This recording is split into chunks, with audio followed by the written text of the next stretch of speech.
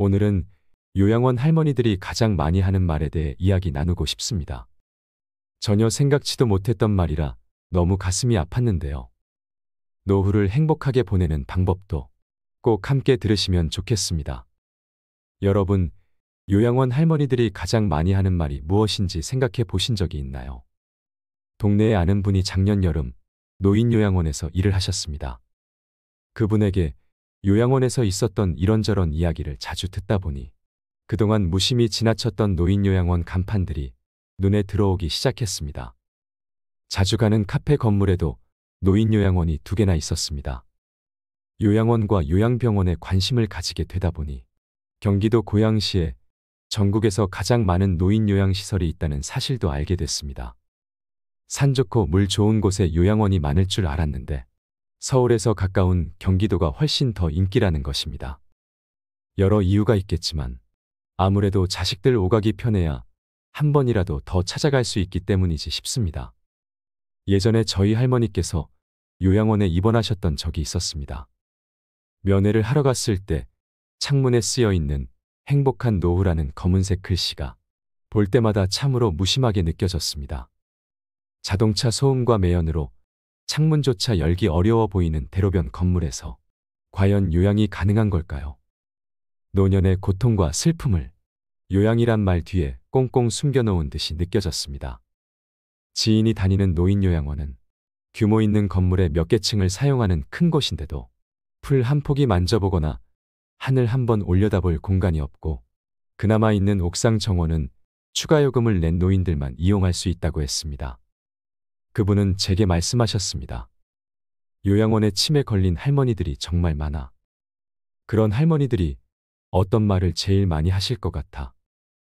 야간 근무를 마치고 나온 요양사분이 제게 물었습니다. 한 번도 생각해보지 못한 질문이었습니다.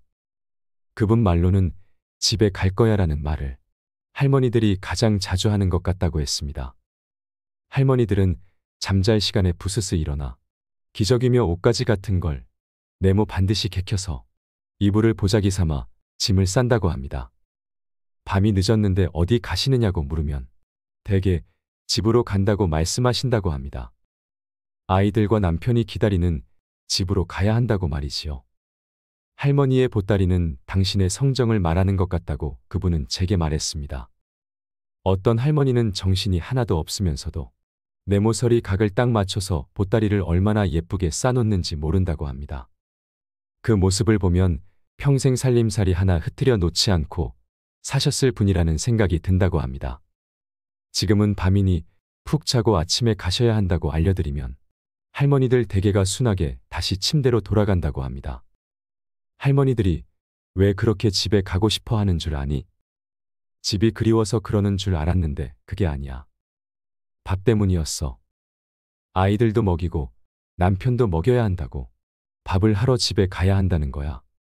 저는 그 대목에서 공연히 울컥 눈물이 났습니다.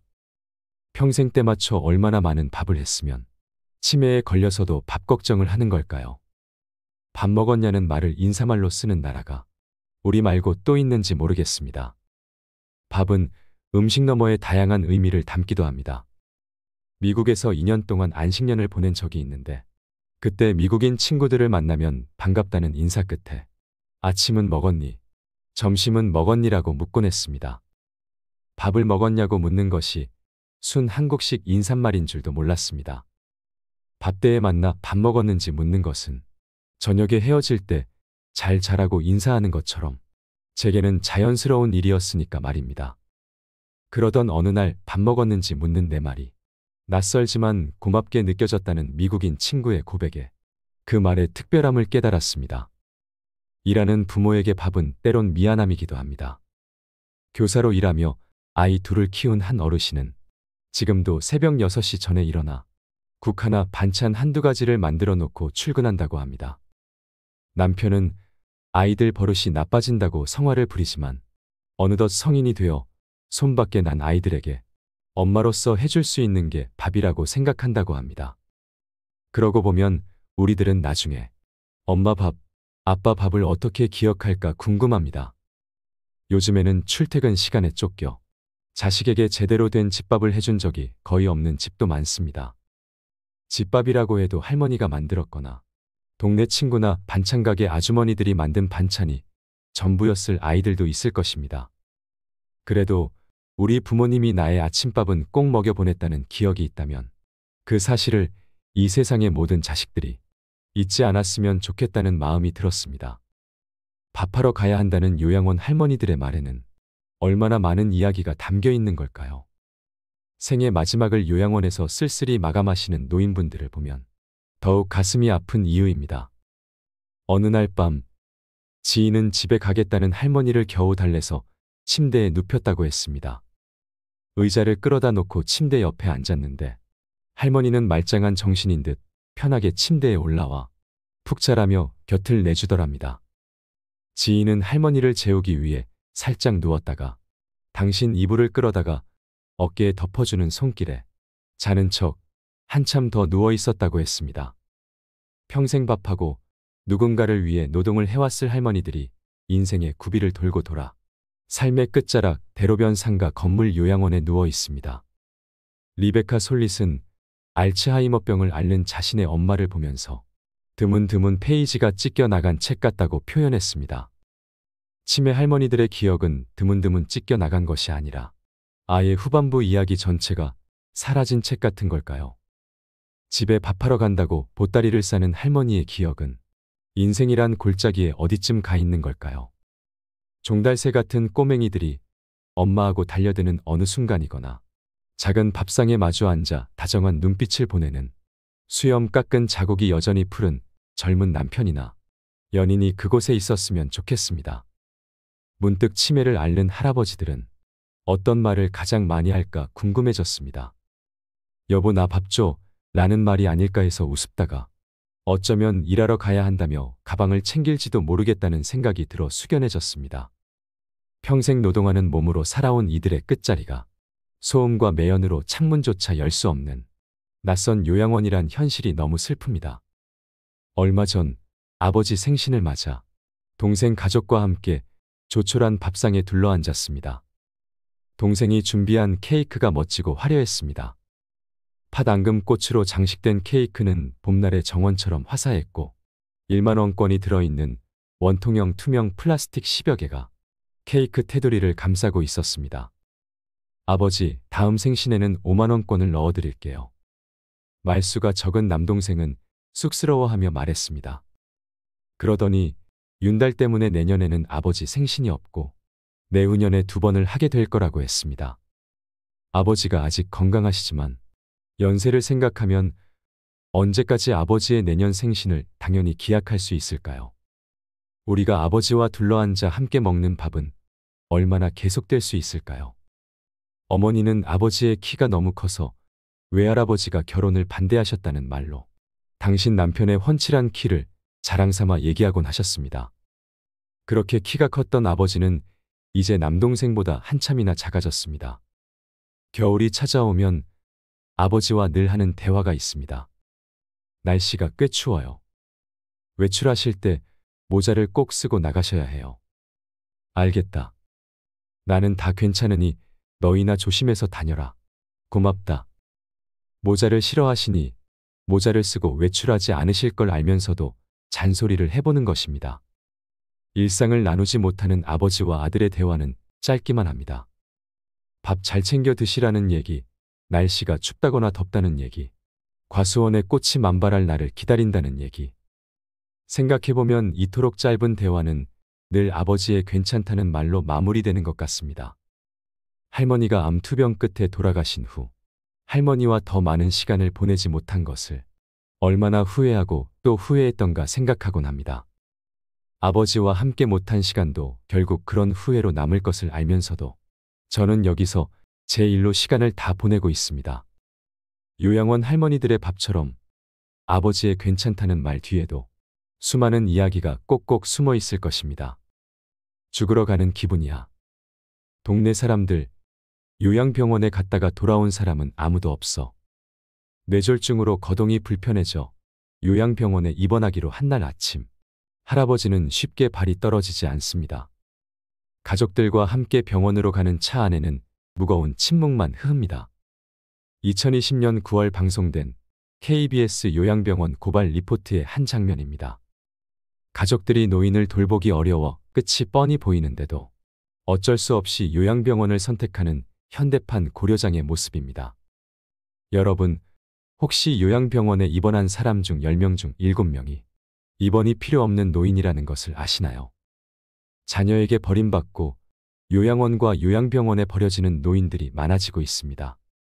연구에 따르면 우리나라에서 돌봄이 필요한 노인 약 100만 명 중 건강 상태가 좋지 않아 요양원이나 요양병원에 입원해야 하는 노인은 15%에 불과하다고 합니다.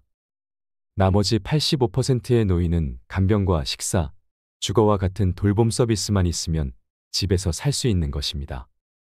하지만 이들 노인 중 약 절반은 요양원과 요양병원에 6개월 이상 장기 입원하고 있습니다. 국가가 돌봄 서비스를 제대로 제공하지 않기 때문입니다. 가족이 돌봄 여력이 없으면 어쩔 수 없이 요양원과 요양병원을 선택하게 되는 것이 현실입니다. 현대판 고려장으로 상징되는 우리나라의 노인 돌봄 실패는 흔히 생각하는 것처럼 노인 돌봄에 돈을 적게 쓰기 때문이 아닙니다. 재정을 비효율적으로 쓰고 있어서 생기는 문제입니다. 우리나라의 경제 수준과 노인 인구 비중을 고려하면 우리는 OECD 국가들에 비해 결코 적지 않은 돈을 노인 돌봄에 쓰고 있습니다. 우리나라는 노인 돌봄에 GDP의 1.3%를 지출한다고 합니다. OECD 국가 평균 1.7%에 비해서 적게 쓰고 있는 것처럼 보이지만 80세 이상 노인 인구 1인당 노인 돌봄 재정 지출을 비교하면 OECD 국가 평균 수준입니다. 80세 이상 노인 인구를 기준으로 비교하는 이유는 이들이 돌봄을 가장 많이 필요로 하기 때문입니다. 노인 돌봄에 적지 않은 재정을 지출하고 있으면서도 현대판 고려장이 계속되고 있는 이유는 노인장기요양보험과 건강보험으로 재원이 이원화되어 있어 통합적으로 관리되지 않기 때문입니다. 노인장기요양보험은 건강 상태가 좋지 않은 노인을 대상으로 등급을 판정합니다. 전체 5등급 중 건강 기능 상태가 나쁜 1에서 2등급에 한해서 요양원에 입원하는 것을 원칙으로 하고 있습니다. 하지만 건강 기능 상태가 나쁘지 않아 장기요양 등급을 받지 못해도 요양병원에 아무런 제약 없이 입원할 수 있습니다. 요양병원은 장기요양보험이 아니라 건강보험에서 진료비를 보상받기 때문에 입원하는데 장기요양보험 등급이 없어도 보험 적용을 받을 수 있기 때문입니다. 정부가 요양병원은 관리하지 않고 요양원만 관리하는 것은 뒷문은 활짝 열어놓은 채 앞문만 잘 지키는 것과 다르지 않습니다. 이 같은 체계로는 의학적으로 요양병원에 입원할 필요가 없는 노인이 장기 입원을 하는 것을 막기 어렵습니다. 요양병원에 입원한 노인 10명 중 7명은 입원할 정도로 건강 기능 상태가 나쁘지 않은 노인인 것으로 추정됩니다. 2020년 기준 요양병원 진료비는 6조 4천억 원으로 장기요양보험 재정 8조 9천억 원에 버금가는 규모로 늘어났습니다. 이대로 가면 장기요양보험의 뒷문인 요양병원 진료비가 장기요양보험 전체 재정보다 더 커질 수도 있습니다. 현대판 고려장이 계속되고 있는 또 다른 이유는 노인 돌봄의 주체가 이원화되어 있기 때문입니다. 장기요양보험은 간호 간병과 함께 식사 등을 해결해 주지만 그것만으로는 집에서 살기는 어렵습니다. 살 곳이 마땅치 않은 노인에게는 집이 필요하고 쪽방처럼 집에서 식사 준비를 할 수 없는 경우 도시락 배달이 필요하고 병원에 가야 할 때는 장애인 콜택시 같은 이동수단이 필요합니다.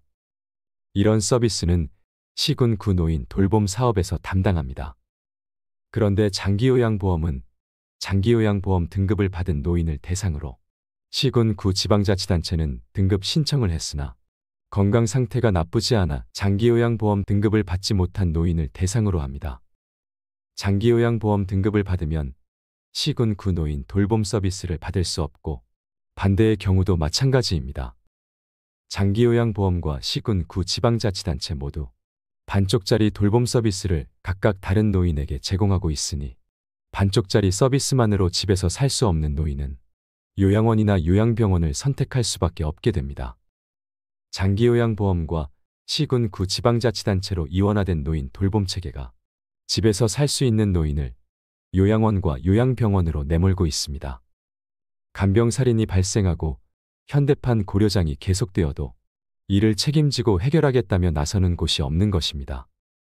노인이 요양병원을 선택하는 또 다른 이유는 당뇨병이나 뇌졸중 같은 지병이 악화하기 때문입니다.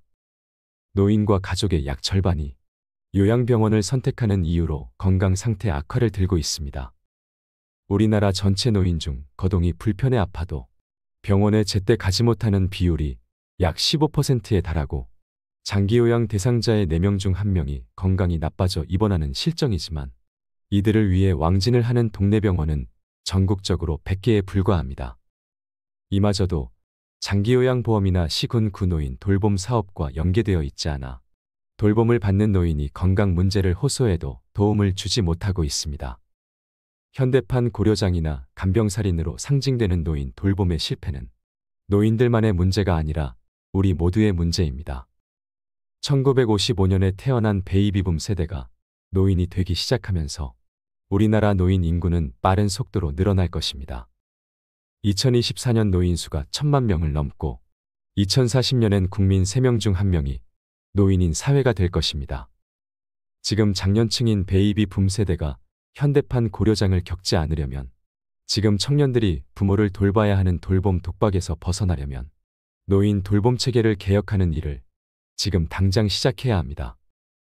외국의 경험에 비춰보면 노인 돌봄 체계를 개혁하는데 대개 20년 이상 걸렸기 때문입니다.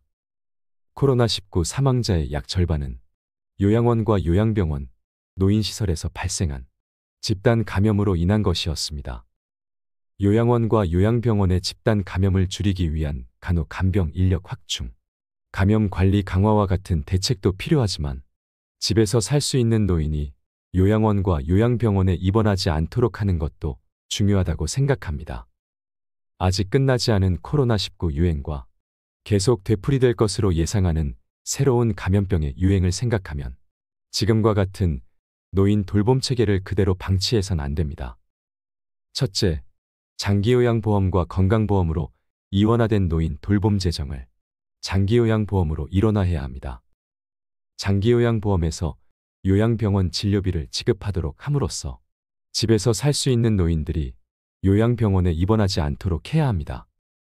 대신 장기요양보험의 재가 서비스를 대폭 확대해서 어쩔 수 없이 요양원이나 요양병원을 선택하는 일이 없도록 해야 합니다. 우리나라 장기요양보험의 재가 급여 수준은 OECD 국가의 절반 수준에 불과합니다. 장기요양보험은 노인이 요양원이나 요양병원에 입원하면 재가 서비스에 지급하는 돈의 2배를 입원비로 주고 있습니다. 사실상 장기요양보험이 요양원이나 요양병원에 입원하라고 노인을 떠밀고 있는 셈입니다. 둘째, 노인 돌봄의 주체를 시군, 구, 지방자치단체로 일원화해 노인이 반쪽이 아닌 온전한 돌봄 서비스를 받을 수 있도록 해야 합니다. 시군, 구가 노인 돌봄 사업의 주거 식사 이동 서비스와 장기요양보험의 재가 서비스를 함께 아울러서 노인이 집에서 사는 데 필요한 온전한 서비스를 제공해야 합니다.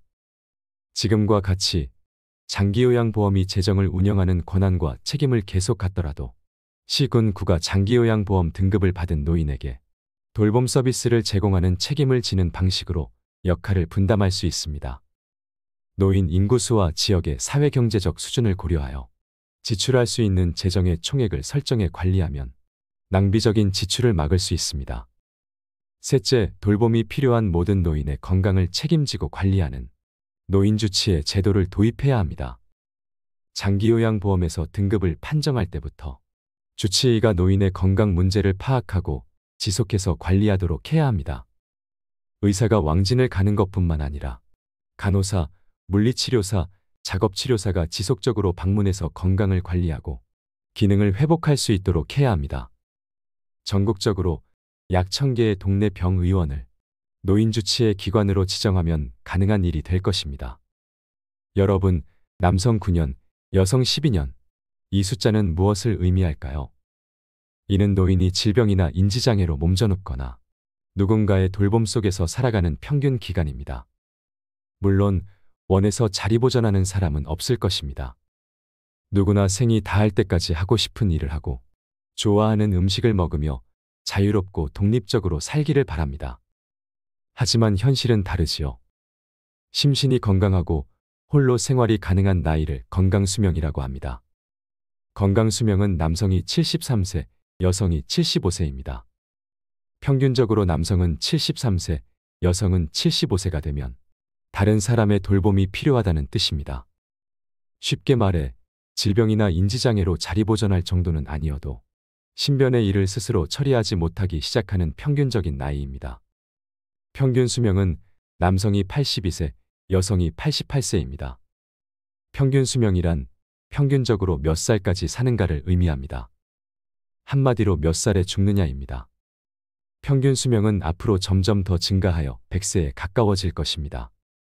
그렇지만 아무리 오래 살 수 있다고 해도 건강 수명이 늘지 않으면 누군가의 손길을 필요로 하거나 침대에서 생활해야 하는 기간만 길어질 뿐입니다. 그 기간이 남성이 9년, 여성이 12년입니다.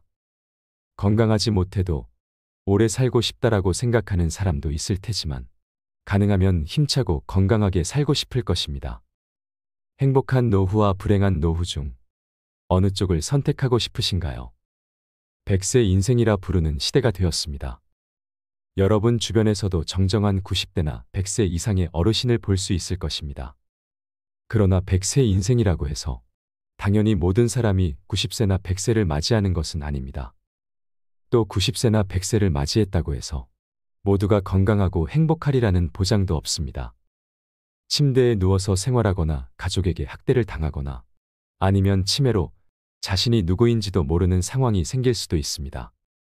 미래는 아무도 모르기 때문입니다. 죽음에 이르는 길에는 두 가지가 있습니다. 하나는 행복한 길로 마지막에 괜찮은 인생이었어 고마워하며 만족하면서 가는 길입니다. 다른 하나는 불행한 길로 어쩌다 이렇게라며 후회하면서 가는 길입니다. 저는 여러분 모두가 행복한 길을 걸어가셨으면 좋겠습니다. 행복은 주관적입니다. 즉, 자기 자신이 어떻게 마음먹느냐에 따라 달라집니다.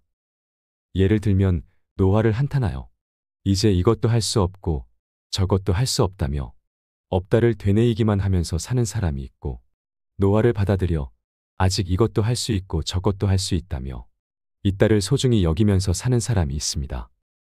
어느 쪽이 행복할까요? 있다의 자세로 살아가는 사람들이 가족이나 주변 사람들과 즐겁게 지내는 경우가 많고 행복할 것입니다. 노후를 행복하게 보내는 방법에 대해 말씀드리겠습니다. 걷는다. 걷지 않으면 못 걷게 된다. 80대에게 가장 추천하는 운동은 걷기이다. 걷기는 다리의 노화를 예방해 줄 뿐만 아니라 심장의 펌프 기능도 강화해 준다. 그러면 뇌나 몸의 구석구석에 있는 세포에도 충분한 양의 혈액이 도달한다.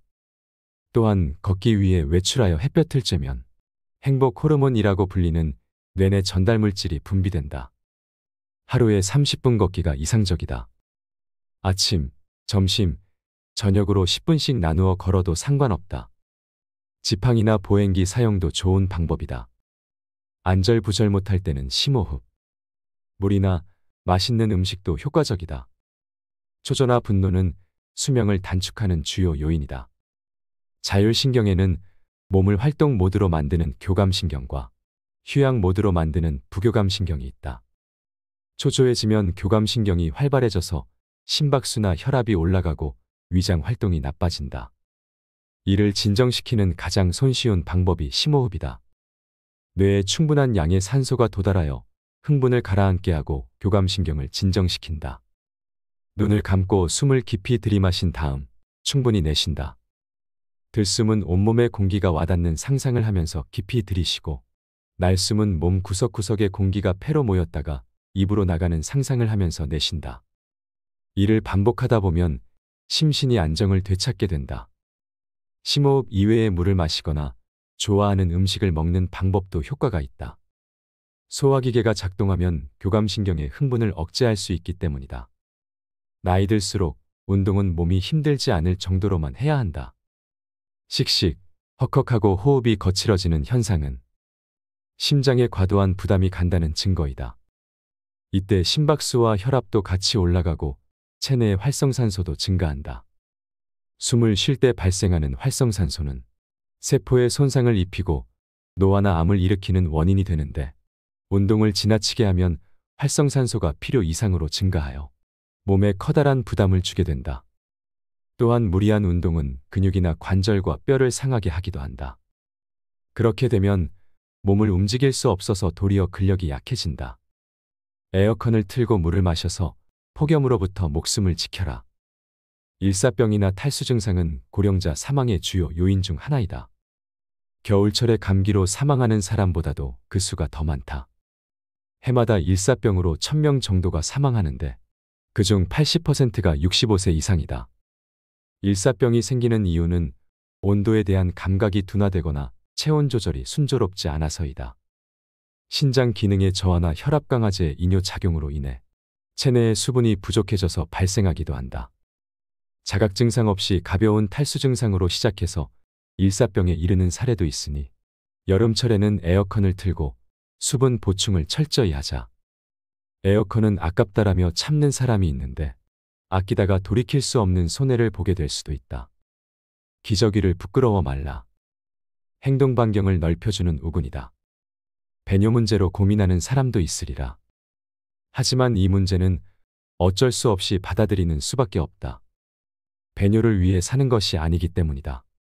대기업 사장, 음악가, 영화감독 등 기저귀를 차고서도 사회적으로 성공한 사람은 얼마든지 있다. 기저귀로 배뇨를 걱정하지 않아도 되기 때문에 자기 일에 전념할 수 있고 활동 범위도 늘어난다. 배뇨 기능은 약해졌지만 그 밖에 뛰어난 능력은 아직 많이 남아있다. 한 가지 능력의 쇠퇴를 상징적으로 받아들여 이제 인생은 끝이다 라고 생각하지 말고, 이 능력은 약해졌지만 저 능력은 문제없다라고 생각하며 당당해지도록 하자. 씹으면 씹을수록 몸과 뇌는 깨어난다. 고령이 되면 위장 활동이 약해져서 소화 흡수 능력이 떨어진다. 이를 보충해주는 방법이 십기이다. 음식이 잘아지고 침도 많이 나오기 때문에 위장의 부담을 줄여줄 뿐만 아니라 소화 흡수 기능도 향상된다. 또한 충분히 씹어서 턱 주위의 근육을 움직이면 뇌에도 자극이 간다. 나아가 충치나 치주염, 흡인폐렴의 예방에도 효과적이다.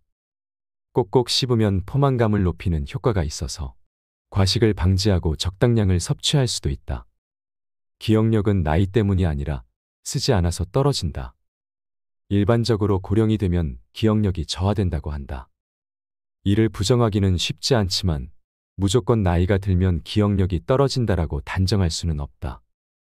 왜냐하면 젊은 사람이라 하더라도 기억력이 떨어졌다라고 자기 암시를 하면 기억력이 저하되기 때문이다.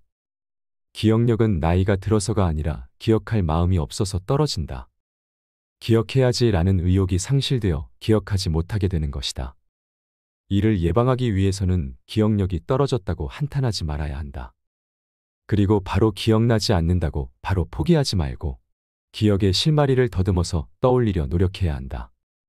몸의 근육은 사용하지 않으면 쇠퇴한다. 뇌도 마찬가지이다. 끊임없이 사용해야 퇴화하지 않는다. 약을 점검하자. 참고 먹을 필요는 없다. 약은 독이다.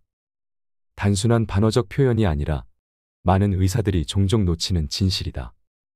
확실히 약은 증상을 개선하지만 약을 먹어야 오래 사는지는 알 수 없다. 모든 약을 끊으라는 말은 아니지만 적어도 검사 수치가 나쁘다라며 처방된 약은 80세가 지난 고령자라면 다시 고민해 보도록 하자. 의사가 말하는 정상 수치에 너무 얽매이지 않아도 된다. 일상생활의 활동 수준이 떨어지지 않을 정도로만 약을 복용하길 권한다. 만약 약을 먹고 몸이 좋지 않다라고 느낀다면 참고 먹을 필요가 없다. 혈압, 혈당치는 낮추지 않아도 된다. 혈압, 혈당치, 콜레스테롤 수치를 내리는 약은 동맥경화를 예방하거나 심근경색, 뇌경색, 뇌졸중 등의 위험을 낮추는 데 효과가 있다. 그러나 고령자가 이 약을 복용하면 몸이 나른해지거나 머리가 멍해지는 등 활력을 잃는 경우가 생긴다. 또한 면역 기능이 떨어져서 감염증이나 암의 발병 위험이 높아질 우려도 있다. 즉, 혈관계 질병과 그 밖의 질병 가운데 어느 쪽을 선택하느냐에 문제가 생기는 것이다. 건강하게 오래 살고 싶다면 혈압, 혈당치, 콜레스테롤 수치를 약으로 정상치까지 떨어뜨리지 않는 편이 낫다. 고독은 외로움이 아니다. 홀가분한 시간을 누리자. 나이가 들면 가까운 사람들의 부고를 많이 접하게 된다. 고독을 느끼고 우울해지는 사람도 늘어난다. 하지만 사람은 원래 혼자 태어나서 혼자 죽는다. 즉, 인간은 본디 고독한 존재이다. 집 밖으로 나가면 사람들이 있고 병원이나 돌봄 시설도 있다. 외롭다라고 마음을 닫지 말고 사람들과의 교류를 가져보자. 나이가 들수록 혼자 보내는 시간이 늘기는 하겠지만 외롭다고 느끼지 말고 아무도 신경 쓰지 않고 자유로이 보낼 수 있는 시간이라고 생각을 전환해보자. 땡땡이는 부끄러운 일이 아니다. 억지로 참고 하지 않을 필요는 없다.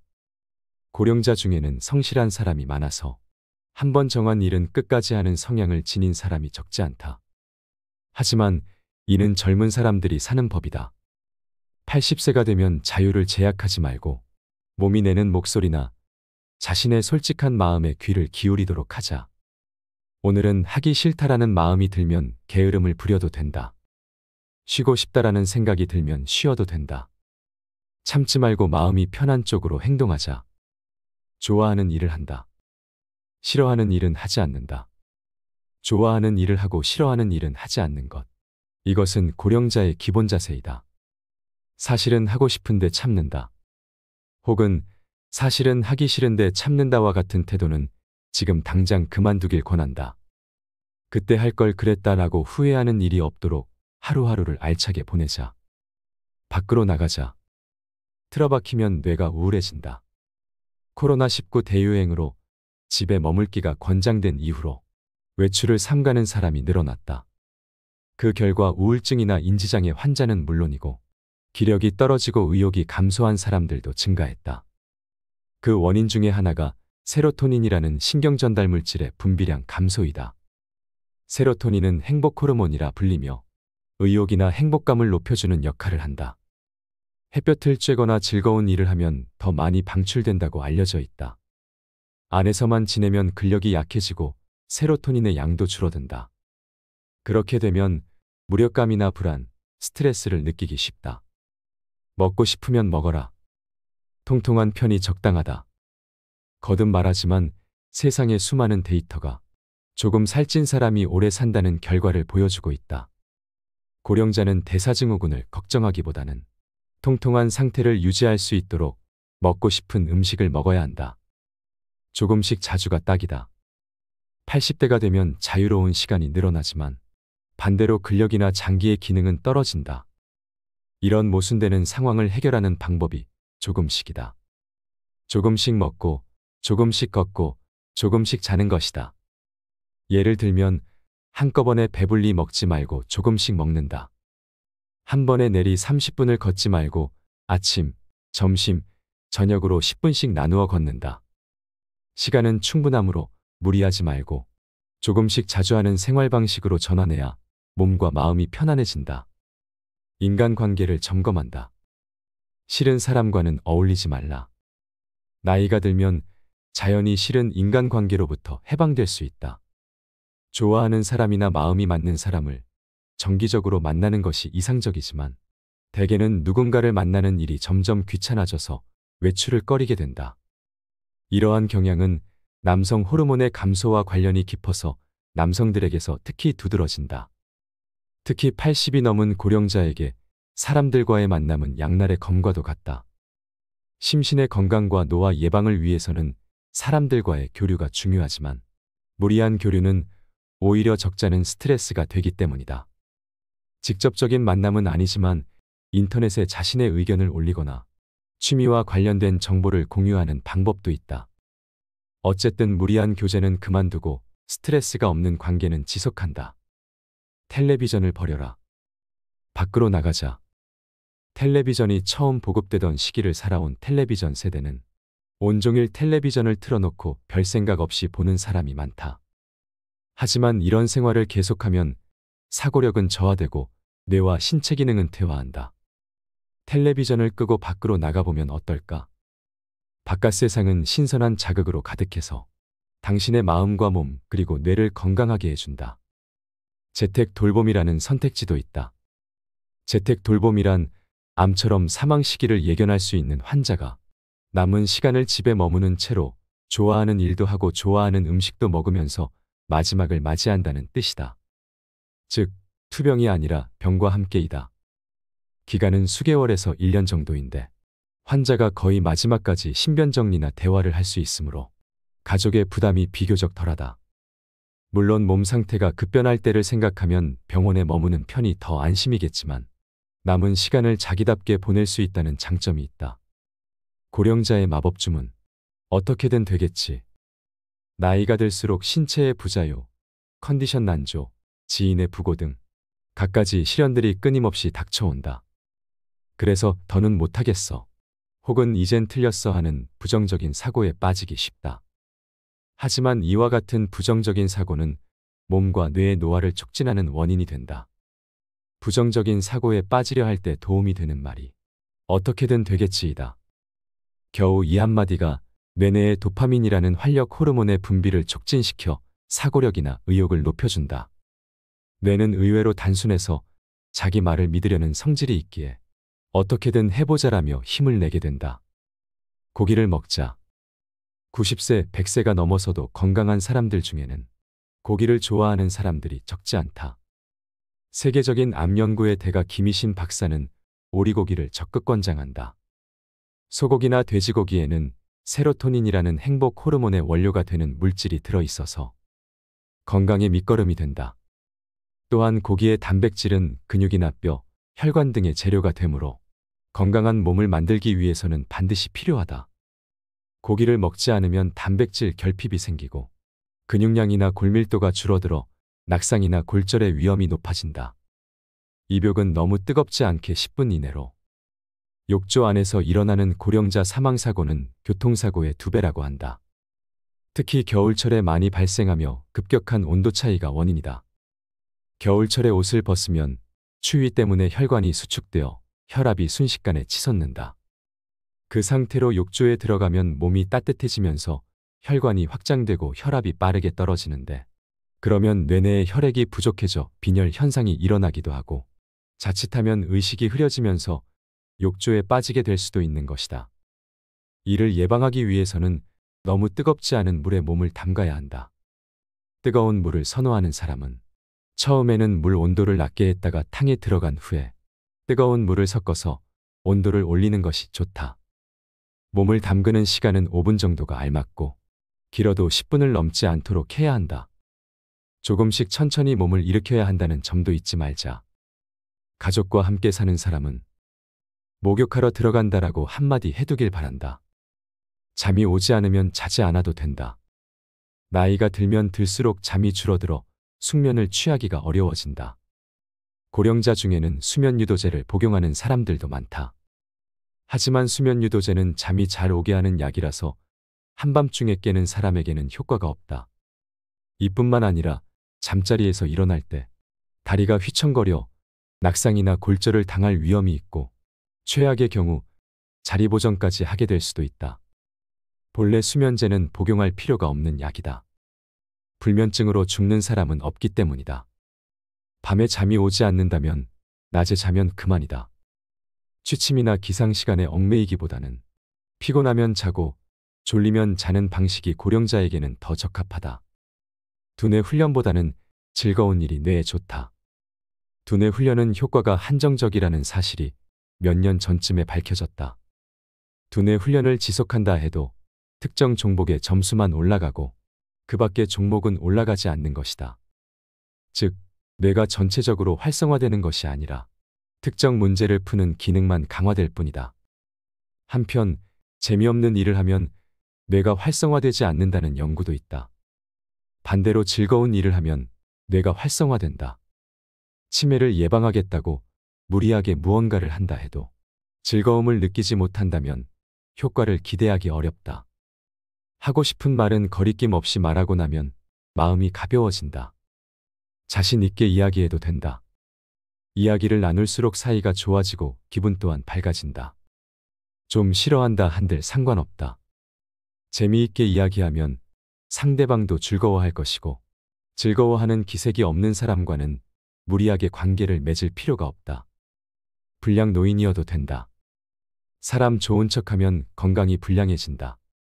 불량이라 해도 70대, 80대가 되면 10대 같은 자포자기적인 행동은 하지 않을 것이다. 여태까지 사람들의 눈치를 살피고 사양하느라 하고 싶은 일을 참으며 살아왔다. 튀지 않아야 살기 편하기 때문이다. 그런데 80세가 넘은 사람이 참거나 무리하게 되면 몸과 마음이 지치고 건강이 나빠진다. 지금까지 애쓰고 고생하며 살아왔으니 앞으로는 원하는 대로 살아보자. 많은 일들이 편해지고 살아가기가 수월해진다. 변절을 두려워 말라. 누구에게나 죽음은 두려운 것이다. 평소에 연명치료는 싫다고 했던 사람이 인지장애가 된 후에는 연명해 줄 것을 요구하기도 한다. 자기 마음에 솔직해지기 때문이다. 아침에 한 말을 저녁에 뒤집기도 한다. 그 사이에 여러 생각을 하기 때문이다. 사람의 마음이 이리저리 변하는 것은 어찌 보면 당연한 일이다. 치매가 나쁜 일인 것만은 아니다. 지금까지 진료한 고령의 인지장애 환자들 가운데 불행해 보이는 사람은 거의 없었다. 오히려 과거에 싫었던 기억을 잊고 온갖 굴레에서 벗어나 빙긋빙긋 웃으면서 평온하게 지내는 사람이 많았다. 치매란 신이 내린 선물인지도 모른다. 배우기를 멈추면 늙는다.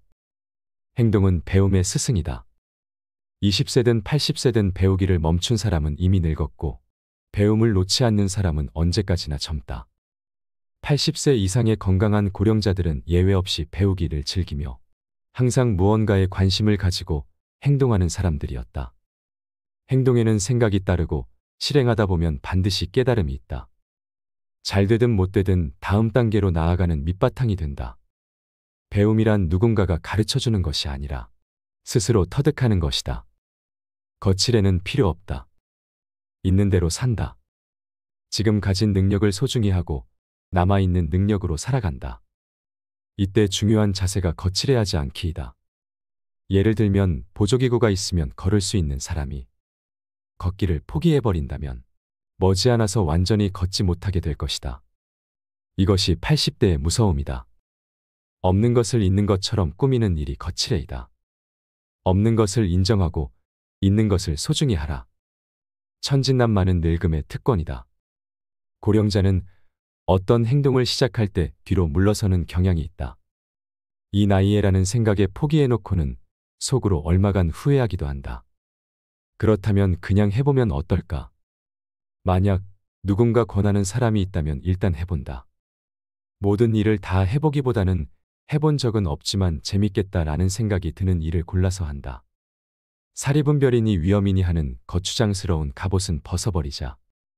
천진난만한 아이라도 된 듯이 재밌겠다, 해보고 싶다라고 말한다. 그러고는 어린아이처럼 주변 사람들에게 기대보기도 하고 깊이 빠져도 보자. 하기 싫으면 관두면 그만이다. 인생 경험이 풍부한 고령자만의 천진난만함을 누려보자. 이것이 인생의 달인다운 삶의 자세이다.